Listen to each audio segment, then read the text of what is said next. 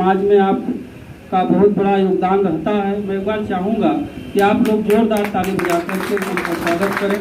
आज इस कार्यक्रम के आप मुख्य प्रवक्ता हैं और भाई इनको समय अधिक इसलिए दिया जाएगा क्योंकि पूरा कार्यक्रम इन्हीं पर डिपेंड है। इसलिए मैं आदरणीय बाबू जी से चाहूँगा कि हमारे संस्था का भी मार्गदर्शन करें, हम लोगों का कार्यक्रम कैसा रहा और हम लोग शिक्षा के क्षेत्र में और ये संस्था लगातार सामाजिक बुराइयों के क्षेत्र में हम लोग काम कर रहे हैं। जो भी कुछ सुझाव होगा उसको भी आप दीजिएगा। धन्यवाद।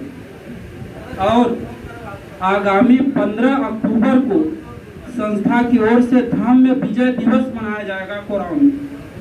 आज से ही आपको डेट बता दिया जा रहा है क्योंकि आज ये जितने लोग बैठे हैं अगर ये सब लोग विजय धाम की तैयारी करेंगे तो मेरा टारगेट है कम से कम 20,000 लोग आएंगे। इस तरह एक ऐतिहासिक मेला का आयोजन किया जाएगा जैसे विगत वर्ष की भांति मनाया जा रहा था वैसे इस बार भी मनाया जाएगा। लेकिन हम ये चाहते हैं, हमारे अतिथि भी आदरणीय ब्लॉक प्रमुख जी हैं और इस 15 अक्टूबर को मैं ये चाहता हूं कि इस जमुना पार में एक ऐसा ऐतिहासिक मेला हो कि लगे कम से कम हमारा टारगेट है कि 20 से 25,000 लोग इस कार्यक्रम में शामिल हैं।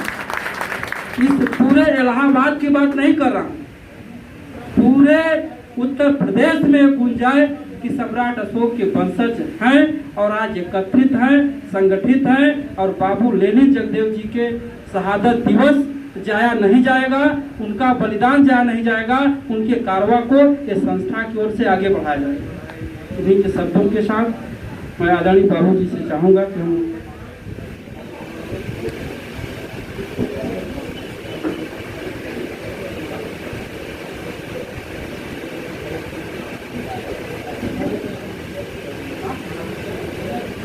एक बार आप लोग जोरदार नारा लगाइए, बाबू जगदेव अमर रहे, अमर रहे, अमर रहे। बाबू जगदेव अमर रहे, अमर रहे, अमर रहे। बाबू जगदेव अमर रहे, अमर रहे, अमर रहे। सम्राट अशोक महान सेवा संघ कोराव की ओर से आयोजित कोराव की ओर से आयोजित बिहार लेनिन शहीद जगदेव बाबू के शहादत दिवस पर इस कार्यक्रम में सर्वप्रथम दुनिया में मानवता का दीपक जलाने वाले महामानव गौतम बुद्ध, मौर्य वंश के संस्थापक चंद्रगुप्त मौर्य और जिनकी शहादत मना रहे हैं बिहार लेनिन जगदेव बाबू के चरणों में श्रद्धा का सुमन अर्पित करते हुए आज इस कार्यक्रम की अध्यक्षता कर रहे, जैसा कभी एक साथी बताए कि कोराव का लेनिन कहा जाए तो कम होगा, ऐसे समाज के अगुआ कोराव क्षेत्र पंचायत के पूर्व ब्लॉक प्रमुख परमादरणीय राम और कुशवाहा जी, विशिष्ट अतिथि अर्जुन कुशवाहा जी जो हमारी इंटर कॉलेज में इंग्लिश के प्रवक्ता हैं, डॉक्टर साहब हमारे साथ बहुत ही सामाजिक कार्यकर्ता 20-25 साल से समाज में अनुरत कार्य कर रहे हमारे हम सफर साथी आदरणीय रामराज मौर्य जी, डॉक्टर साहब एवं सम्मानित सभी साथियों, जैसा कि सर्वप्रथम मैं बधाई देना चाहता हूं इस सम्राट अशोक महान सेवा ट्रस्ट के सम्मानित साथियों को कि यह महान कार्यक्रम आयोजित करके हम सबको एक साथ बैठने का अवसर प्रदान किया। सम्मानित साथियों, और दूसरी इस बात के लिए बधाई कि पूरे जमुना पार के पंचायत प्रतिनिधियों को बुला करके उनको सम्मानित करने का काम किया। निश्चित रूप से यह बहुत ही सराहनीय कार्य है। सम्राट अशोक महान सेवा संघ के जो अध्यक्ष हैं परम आदरणीय राम अवधेश सिंह जी, प्रवक्ता सूर्यमणि कुशवाहा जी, महासचिव वकील सिंह, कोषाध्यक्ष सूर्यलाल कुशवाहा जी, संरक्षक छट्टू साक जय किशोर, डॉक्टर महेश कुशवाहा, जीत बहादुर, संरक्षक उपेंद्र सिंह, नंद कुमार मौर्य, गिरिजा प्रसाद कुशवाहा, विष्णु दत्त, सूर्य शिव सूचित यज्ञलाल, डॉक्टर संतोष कुमार मौर्य जी हमारे पुराने साथी हैं, धीरेन्द्र कुमार कुशवाहा, परमिला मौर्य जी, कार्यक्रम आयोजित करके आप सब बड़े साधुवाद के भागीदारी हैं, साधुवाद के पात्र हैं कि ऐसे कार्यक्रम का आयोजन करके हम सबको एक साथ बैठने का अवसर प्रदान किया। सम्मानित साथियों, मैं शहीद जगदेव बाबू के बारे में कहूं उससे पहले यह जो संस्था काम कर रही है, नौजवानों में जो एक उत्साह दिखाई पड़ रहा है, आप सबसे निवेदन है, जो हमारे अग्रज साथी बैठे हैं, खास तौर से अतिथि के श्रेणी में, ऐसे सभी साथियों से निवेदन करूंगा कि संस्था को तन मन धन से सहयोग करके संस्था के लोगों का मान सम्मान बढ़ाएं, जिससे लोग उत्साहित होकर के समाज में इस प्रकार का काम करें। सम्मानित साथियों, शहीद जगदेव बाबू एक समाज के लिए नारा दिया करते थे, जो मैं देख रहा हूं कि यही संस्था के लोग उनके नारे को साकार करने का काम कर रहे हैं। शहीद जगदेव बाबू सामाजिक कार्यक्रम में एक नारा दिए थे कि शिक्षा लाठी कुश्ती भैंस पालना, राजनीति का हो छंद, और ये सब जिसके पास न हो कर दो उसका हुक्का पानी बंद। समाज के लोगों को ललकारा था कि शिक्षा लाठी कुश्ती भैंस पालना, राजनीति का हो छंद, ये सब जिसके पास न हो कर दो उसका हुक्का पानी बंद। यह संस्था मैं देख रहा हूं कि पहली बात तो शिक्षा के क्षेत्र में लगातार काम कर रही है। शहीद जगदेव बाबू का पहला नारा था कि समाज में शिक्षा होनी चाहिए, उस क्षेत्र में भी यह संस्था लगातार काम कर रही है। सम्मानित साथियों, राजनीति का छंद, जैसा मैंने देखा कि पंचायत प्रतिनिधियों को सम्मानित करने का काम भी यह संस्था कर रही है, इसलिए राजनीतिक रूप से जागरूक करने का भी काम इस संस्था के द्वारा हो रहा है, इसलिए संस्था बहुत ही साधुवाद की पात्र है। सम्मानित साथियों, जगदेव बाबू पर मैं अपनी बात शुरू करूं उसके पहले 2 लाइन कहना चाहता हूं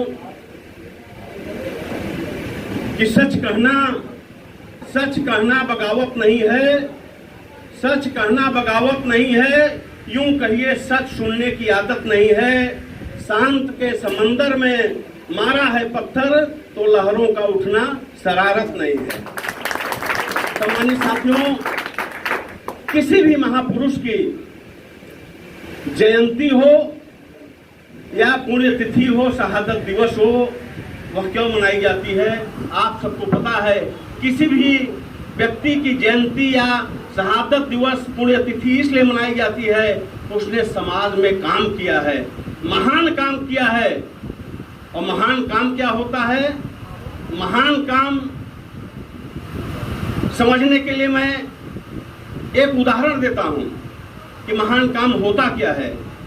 साथियों, मान लीजिए कोई आईएएस अधिकारी का बेटा है, आईएएस अधिकारी का लड़का आईएएस का एग्जाम पास कर लेता है, और वहीं एक गरीब मजदूर का भी बेटा, किसान का बेटा भी आईएएस का एग्जाम पास कर लेता है। दोनों ने आईएएस का एग्जाम पास किया, लेकिन महान काम किसने किया? किसान मजदूर का बेटा महान काम किया, इसलिए कि आईएएस का बेटा तो आईएएस पास कर ही लेगा, उसको उस तरीके की सुविधाएं हैं, उस तरीके से परिस्थितियां उसके अनुकूल हैं। लेकिन एक गरीब मजदूर किसान का बेटा जब आईएएस का परीक्षा उत्तीर्ण करता है तो वह महान कार्य होता है। ऐसे ही जगदेव बाबू का जन्म जब होता है, इस देश और प्रदेश, बिहार प्रदेश जहां उनका जन्म होता है, वहाँ की परिस्थितियां जो थी वह बहुत ही विपरीत थी। उस समय सामंत शाही का बोलबाला हुआ करता था। हमारे जो शोषित समाज के लोग थे, एससी, एसटी, ओबीसी जिनको आज कहा जाता है, ऐसे समाज के जो लोग थे, सामंत शाही के चलते उनको उनके खेतों में काम करना पड़ता था, मजदूरी करना पड़ता था और उनके आगे अच्छे कपड़े पहनने का भी अधिकार नहीं था। ऐसी परिस्थितियों में शहीद जगदेव बाबू का जन्म होता है। सबको पता है कि 2 फरवरी 1922 में बिहार के जहानाबाद जिले में कुर्था तहसील में फुरहारी गांव में उनका जन्म होता है। इनके पिताजी प्रयाग सिंह कुशवाहा, प्रयाग सिंह महतो अध्यापक थे। होनहार बीरवान के होठ चिकने पाप शहीद जगदेव बाबू शुरू से ही बहुत ही ब्रिलियंट प्रतिभा के पैदा हुए। सम्मानित साथियों, इन्होंने मिडिल क्लास की परीक्षा में प्रथम श्रेणी में पास किया। स्कूल में टॉप, मिडिल स्कूल की परीक्षा जब पास किया तो इनके जीवन में एक घटना घटती है। उस घटना का जिक्र करना जरूरी है। समाज में क्रांति बजाने का जो इन्होंने काम किया, क्रांति का बीज जो फूंका, आजाद भारत में सामाजिक क्रांति के अग्रदूत बने शहीद जगदेव बाबू। उनके जीवन में जो घटना घटती है, जब यह मिडिल स्कूल की परीक्षा पास होते हैं, इनके पिताजी इनको एक नई धोती ले आकर के देते हैं। सम्मानित साथियों, इनके पिताजी एक नई धोती ले आकर देते हैं। शहीद जगदेव बाबू खुशी से वह नई धोती पहन करके गांव में घूमने निकल जाते हैं। गांव में जब घूमने निकल जाते हैं, यह बात उस गांव के सामंतवादियों को, ऊंची जात के लोगों को, के बच्चों को बर्दाश्त नहीं हुआ और उनके पीछे हूटिंग करते हुए कि यह छोटी जात का लड़का हम लोगों को चिढ़ा रहा है नई धोती पहन करके, और पीछे पीछे कह रहे थे कि बड़े बतियाए और छोटे लतियाए से मानते हैं। बड़े लोगों से तो बात करके मनाया जा सकता है, लेकिन छोटे लोगों को लात से ही मनाया जा सकता है। ऐसी तमाम बातें इनको मारने के लिए इनके पीछे चल देते हैं। जगदेव बाबू भाप जाते हैं कि हमारे पीछे लोग हूटिंग करते हुए आ रहे हैं, मैं कोई बात बोलूंगा तो निश्चित रूप से हमारे साथ मारपीट हो जाएगी। इस बात को समझते हुए उन्होंने, गर्मी का समय था, रास्ते में धूल बहुत थी, नीचे झुकते हैं और 2 मुट्ठी धूल उठाते हैं और उन लोगों के आंख में धूल झोंक करके वो भाग जाते हैं। सम्मानित साथियों, जब शहीद जगदेव बाबू अपने पिताजी के पास जाते हैं, एक सवाल किया कि पिताजी, जो आपने धोती खरीदा था इसमें आपका ही पैसा लगा था? कहे हाँ बेटा, मैंने ही, मेरा ही पैसा लगा था। उन्होंने कहा जब आपका पैसा लगा था तो ये ऊंची जात के लोग इस बात से चिढ़ क्यों रहे हैं और हमको मारने पीटने, हमारे पीछे जो है तमाम गाली गलौज क्यों कर रहे हैं? पिताजी ने कहा कि बेटा, यही समस्या है, ऊंची जात के लोग हम जैसे लोगों को अच्छा कपड़ा पहनना देखना नहीं चाहते। शहीद जगदेव बाबू उस दिन से समझते हैं कि बाप रे बाप, इस देश और इस प्रदेश की ऐसी व्यवस्था। दूसरी घटना, शहीद जगदेव बाबू एक दिन अपने खेतों में टहलने के लिए जाते हैं। अपने खेतों में टहल रहे थे, उन्होंने देखा कि एक हाथी आकर के फसल नष्ट कर रहा है। गन्ने उन्ने की फसल थी, उसको नष्ट कर रहा है, खा रहा है एक हाथी, और कोई बोल नहीं रहा है। शहीद जगदेव बाबू पहुंचते हैं और हाथी को,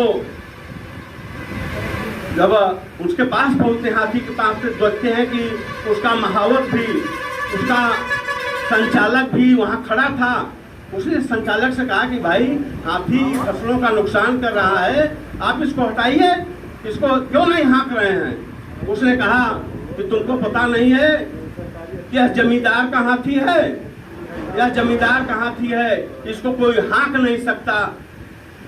हालांकि वो जगदेव बाबू के खेत में नहीं हाथी चल रहा था, लेकिन एक किसान के हाथ में किसान जिसके खेत का नुकसान कर रहा था वहां किसान भी पहुंच जाता है। जगदेव बाबू के पास वह किसान भी पहुंच जाता है। जगदेव बाबू ने कहा कि आपकी फसल को नुकसान कर रहा है, आप बोल नहीं रहे हैं। तो उसने भी कहा कि बेटा जमींदार का हाथी है और उसको अधिकार है, 1/4 फसल जो है हम लोग जमींदार के हाथी के लिए बोते हैं। तो उसने कहा कि लगान तो आप पूरे खेत का देते हो, फसल आपको पूरे खेत का मिलना चाहिए, लेकिन आप जो है कह रहे हैं कि 1/4 खेत जो है जमींदार के हाथी के लिए बोते हैं। ये सब व्यवस्था देख करके शहीद जगदेव बाबू का मन बहुत विचलित हो उठता है। उसी समय एक तीसरी घटना उनके जीवन में घट जाती है।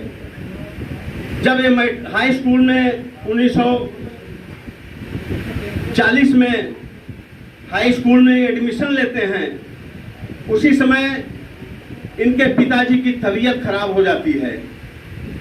पिताजी की तबीयत खराब हो जाती है तो वह जमाना था कि लोग डॉक्टर के पास कम और देवी देवताओं, भूत प्रेत, ओझाई और बैदाई के चक्कर में ज्यादा पड़ा करते थे। इनके पिताजी की जब तबीयत खराब होती है तो इनकी माताजी पूजा पाठ थोड़ा तेज करने लगती हैं। पूजा पाठ तेज करते के बावजूद भी अंतोगत्वा कुछ दिन में इनके पिताजी की मृत्यु हो जाती है। पिताजी की मृत्यु के बाद शहीद जगदेव बाबू अनाथ और बिल्कुल कमजोर हो गए। माताजी से कहा कि माताजी आपने बहुत पूजा पाठ किया, लेकिन आप पिताजी बचे नहीं, पिताजी को बचा नहीं सकी। तो माताजी ने कहा कि हमें लगता है कि देवी देवता झूठे ही हैं। जगदेव बाबू इस बात को सुनते हैं। जो जब पिताजी की शव यात्रा शुरू होती है तो जगदेव बाबू ने सर्वप्रथम उनके अर्थी पर घर से सारे देवी देवताओं की जो मूर्तियां थी, जो चित्र थे, फोटो थी, सभी ले आकर के फाड़ चीर करके उसी अर्थी पर रखने का काम करते हैं। साथियों, उन्हीं अपने पिताजी के अर्थी के साथ सारे देवी देवताओं का भी उन्होंने अंतिम संस्कार कर दिया। शहीद जगदेव बाबू आगे की शिक्षा के लिए बड़ी दिक्कत थी। 11 रुपए मात्र लेकर के वो बीए की परीक्षा के लिए पटना जाते हैं। वहां पर किसी ढंग से लोगों ने उनका एडमिशन करा दिया, फीस भी माफ करा दिया, लेकिन फिर भी खर्च के लिए ट्यूशन पढ़ा करके उन्होंने आगे की शिक्षा ग्रहण किया। बीए और अभी मास्टर साहब ने बताया कि अर्थशास्त्र से एमए की परीक्षा उन्होंने पास किया। अंतोगत्वा सचिवालय में नौकरी लग गई। सचिवालय की नौकरी, चूंकि जगदेव बाबू, मैंने कहा होनहार विद्वान के होठ चीकने पात, बागी तेवर के थे। नौकरी उनको अच्छी नहीं लगी, नौकरी से वो निकाल दिए गए। ऐसे समझिए, उन्होंने बगावत कर दिया और नौकरी से निकाल दिए गए। अंतोगत्वा उन्होंने एक स्कूल, सर्वप्रथम रोजी रोटी के लिए स्कूल खोलने का काम किया। एक स्कूल खोला, हाई स्कूल स्तर का स्कूल खोल करके खुद हेडमास्टर हो गए और बहुत दिनों तक स्कूल चलाया। सम्मानित साथियों, उनको तो राजनीति में जाना था, उनको तो समाज की वो जो व्यवस्था थी, सामंतवादी व्यवस्था थी, विषमतावादी व्यवस्था थी, उसको बदलना था। शहीद जगदेव बाबू जाते हैं और सामाजिक व्यवस्था में उनका मन विद्यालय के उस हेडमास्टरी में नहीं लग रहा था। उसी समय डॉक्टर राम मनोहर लोहिया जी से मुलाकात हो जाती है। जगदेव बाबू की मुलाकात डॉक्टर राम मनोहर लोहिया से होती है। उनके साथ मिलकर के राजनीति में काम शुरू करते हैं और सर्वप्रथम उन्होंने 1952 में लोकसभा का चुनाव लड़ा। लोकसभा का चुनाव राम मनोहर लोहिया की पार्टी से चुनाव लड़ा, उनका इतना जनाधार था कि धीरे धीरे वो जो सोशलिस्ट पार्टी थी लोहिया की, उसके बड़े नेता हो गए और 1952 में ही उनको लोकसभा का चुनाव लड़ाया गया। हालांकि वो चुनाव हार गए। उसके बाद 1957 में उन्होंने कुर्था से विधानसभा का चुनाव लड़ा और विधायक हो गए। भारी मतों से जीत करके विधायक हुए। 1957 में विधायक हुए। उसके बाद तो लोहिया की विचारधारा भी उनको जो है कम समझ में आई। जो आजकल देख रहे हैं कि तमाम डॉक्टर अंबेडकर के जो अपने को असली वारिस कहा करते थे, वो कहाँ भटक गए आप देख रहे हैं ना। उसी प्रकार से लोहिया भी जो है कि भी विचारधारा उनको समझ में नहीं आई। अंतोगत्वा उन्होंने शोषित समाज दल ने शोषित दल का निर्माण किया और शोषित दल का निर्माण करने के बाद फिर अंतोगत्वा राम स्वरूप वर्मा जी मिलते हैं और अर्चक संघ का निर्माण किया। राम स्वरूप वर्मा एक समाज दल चलाते थे, समाज पार्टी चलाते थे, तो दोनों विलय हो जाते हैं। तब जाकर के शोषित समाज दल का निर्माण किया। जब इन्होंने शोषित समाज दल का निर्माण किया था सम्मानित साथियों, तो एक बात कही थी कि आज मैं जो नींव रख रहा हूँ, नींव डाल रहा हूँ, यह 100 वर्षों की नींव है। कितने वर्षों की? भाई 100 वर्षों की नींव डाल रहा हूँ और इसमें यह लड़ाई बहुत लंबी और बड़ी संघर्षपूर्ण होगी। इसमें आने और जाने वालों की कमी नहीं रहेगी। इसमें पहली पीढ़ी के लोग मारे जाएंगे, दूसरी पीढ़ी के लोग जेल जाएंगे और तीसरी पीढ़ी के लोग राज करेंगे। सम्मानित साथियों, वह समय आ गया है। मैं जो देख रहा हूँ सामने, तीसरी पीढ़ी के लोग दिखाई पड़ रहे हैं। जगदेव बाबू ने कहा था कि तीसरी पीढ़ी के लोग राज करेंगे, वह समय नजदीक है। आप लोग यदि जगदेव बाबू के उस मिशन को लेकर के आगे बढ़ने का काम करेंगे तो निश्चित रूप से जगदेव बाबू का जो सपना था कि तीसरी पीढ़ी के लोग राज करेंगे, तो सामने जो बैठी पीढ़ी है यही तीसरी पीढ़ी है।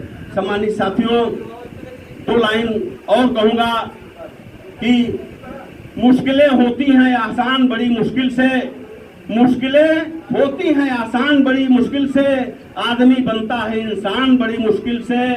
जगदेव के राह पर चलना कोई आसान खेल नहीं, जगदेव के राह पर चलना कोई आसान खेल नहीं, क्योंकि सत्य की होती है पहचान बड़ी मुश्किल से। सम्मानित साथियों, निश्चित रूप से आप सब 1900 फिर आप जानते हैं कि 72 में जो है इन्होंने 68 में ही मंत्री बन गए। फिर लगातार आगे जो है उप मुख्यमंत्री भी रहे। इन्होंने बिहार की सरकार पर लटने का काम किया। सतीश सिंह कुशवाहा को मुख्यमंत्री बनाया। चूंकि बीपी मंडल को बिंदेश्वरी प्रसाद को बनाना चाह रहे थे, वो सदन के सदस्य नहीं थे। जब सतीश कुशवाहा जी मुख्यमंत्री होते हैं तो मनोनयन के द्वारा बीपी मंडल को विधान परिषद का सदस्य बनवाते हैं। उसके बाद बीपी मंडल इस बिहार प्रदेश के मुख्यमंत्री हो जाते हैं। उन्हीं के पीरियड में उप मुख्यमंत्री का भी काम जगदेव बाबू ने किया। जैसी कि आपको पता है कि लगातार बागी तेवर होने के नाते जगदेव बाबू ने एक संकल्प लिया कि हम 1976 तक उन्होंने एक चैलेंज दिया। 1976 तक इस बिहार ही नहीं पूरे भारत में दिल्ली की सरकार पर हमको कब्जा कर लेना है। 1976 का संकल्प लिया, हम 1976 में दिल्ली सरकार पर कब्जा कर लेंगे और नहीं तो बिहार सरकार पर तो संपूर्ण कब्जा हमारा हो ही जाएगा, अकेले सरकार बनेगी। इस बात की खबर दिल्ली दरबार तक पहुंचती है। उस समय देश की प्रधानमंत्री श्रीमती इंदिरा गांधी थी। इंदिरा गांधी को जब पता चला कि बिहार में एक जगदेव कुशवाहा की ख्याति और ऊर्जा, रूस में लेनिन को आप लोग जानते हैं, इनको लेनिन बिहार लेनिन इसलिए कहा गया कि लेनिन रूस में एक ऐसा क्रांतिकारी नेता हुआ था जिसने अपने ऊर्जा और क्षमता के बल पर रूस में क्रांति लाने का काम कर दिया था, वही ऊर्जा जगदेव बाबू में श्रीमती इंदिरा गांधी को दिखाई पड़ रही थी और पूरे देश के लोगों को दिखाई पड़ रही थी कि सेकंड लेनिन बिहार में जगदेव बाबू पैदा हो गया है। इंदिरा गांधी को इस बात को बहुत कष्ट हुआ और इंदिरा गांधी ने जगदेव बाबू को दिल्ली बुलाने का काम किया। दिल्ली बुलाया तो 3 बार के बुलावे पर जगदेव बाबू दिल्ली गए, तो 3 बार नहीं गए, 2 बार, तीसरी बार इंदिरा गांधी के बुलाने पर वो दिल्ली जाते हैं। उस समय इंदिरा गांधी वगैरह का जो जलवा था, उनके सामने आयरन लेडी कही जाती थी, उनके सामने किसी दलित शोषित पिछड़े की औकात नहीं थी कि कोई बात उनकी पलट सके।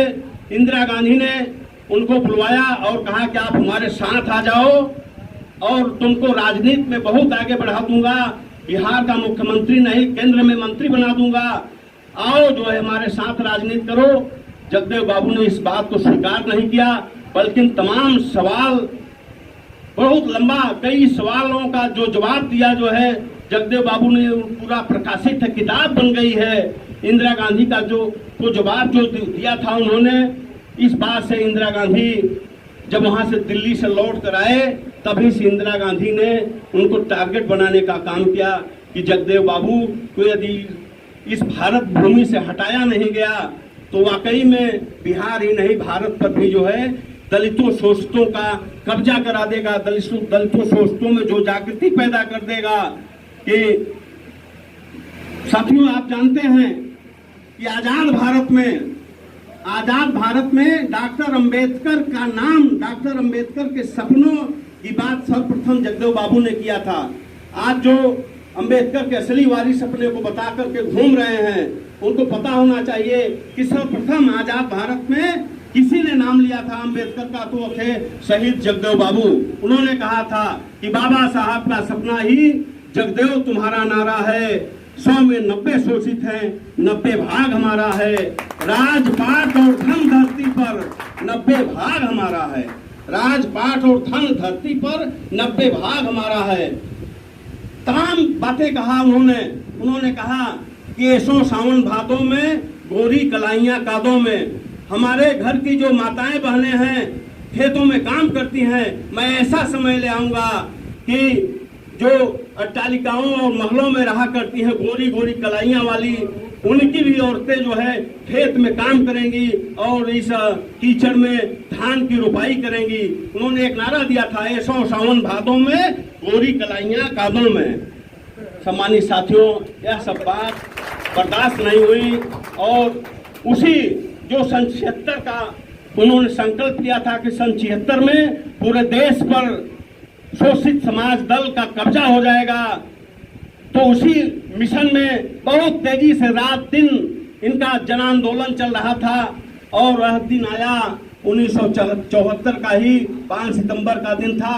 कुर्था में एक जन आंदोलन के तहत ही बड़ी भीड़ थी, लगभग 30-40 हजार की भीड़ थी और कुछ लोगों को पता हो गया था कि जगदेव बाबू आज यहाँ आएंगे तो उनका अंतिम दिन होगा। इस बात की जानकारी उनके माताजी को भी जाकर लोगों ने दे दिया कि आज जगदेव बाबू को कुर्था जाने से रोक दीजिए। माताजी जब तैयार हुए कुर्था जाने के लिए, कहती हैं, बेटा आज तुम कुर्था मत जाओ, आज कहीं तुमको नहीं जाना है। लेकिन उन्होंने कहा, माताजी आपका बेटा वहाँ 30-40 हजार लोग इकट्ठा हो चुके हैं और मेरे ही नेतृत्व में जन आंदोलन है और मैं निश्चित जाऊंगा, मैं रुक नहीं सकता। और जाते हैं और जैसे ही उनका भाषण शुरू होता है और यही सब बातें जो है कि सो सावन भादों में गोरी कलाइयां कादों में, वहाँ पर जो डिप्टी एसपी था भूमिहार जात का, सवर्ण जाति का, उसे बर्दाश्त नहीं हुआ और उसने गोली चला दिया। बगल में एक लक्ष्मण पासी नाम का लड़का भी वहाँ पर मौजूद था। जैसे जगदेव बाबू को गोली लगती है, वो आकर के लिपट करके गोदी में उनको बैठा लेता है उसको भी दूसरी गोली उस लक्ष्मण पासी नाम के लड़के को भी लग जाती है। और फिर तीसरी गोली जो है जगदेव बाबू को तीसरी गोली मार करके और उनको भीड़ सब भाग जाती है, सब हट जाते हैं। वो लक्ष्मण पासी का लड़का मर गया। जगदेव बाबू को जिस बेरहमी से जीप में बांध करके उनको घसीटते हुए थाने तक ले गए और वहाँ बूटों से मार करके लोग पानी पानी जब चिल्ला रहे थे जगदेव बाबू, तो इन पुलिस के वालों ने जो है पेशाब पिलाने का काम भी किया था। सम्मानित साथियों, मैं भावुक हो जाता हूँ। ऐसे शहीद जगदेव बाबू जिन्होंने समाज में अपनी जान की कुर्बानी लगा करके समाज को जगाने का काम किया, निश्चित रूप से आप सब उनके उस नक्शे कदम पर उनकी शहादत को बेकार मत जाने देना। मैंने जैसे कहा कि तीसरी पीढ़ी के लोग राज करेंगे, तो सामने तीसरी पीढ़ी मौजूद दिखाई पड़ रही है। नौजवानों को ललकारते हुए अपने वाणी को विराम दूंगा कि कसम है जवानी की जागो जवानों, कसम है जवानी की जागो जवानों, जरा शान से सर उठाना तो सीखो। चलाया है जो तीर जालिम ने तुम पे, वही तीर तुम भी चलाना तो सीखो। नहीं चुप रहो, नहीं चुप रहो, इस प्रजातंत्र में तुम शतरंज की मोहरें बिछाना तो सीखो। जरा खून जगदेव का है जिसमें तो मिशन को आगे बढ़ाना तो सीखो। मिशन को आगे बढ़ाना तो सीखो। जय भारत, जय जगदेव। बहुत बहुत धन्यवाद। बात जोरदार तालियों से आप लोग। साथियों, अभी आदरणीय भगवान दास कुशवाहा जी ने पूरे बाबू जगदेव जी की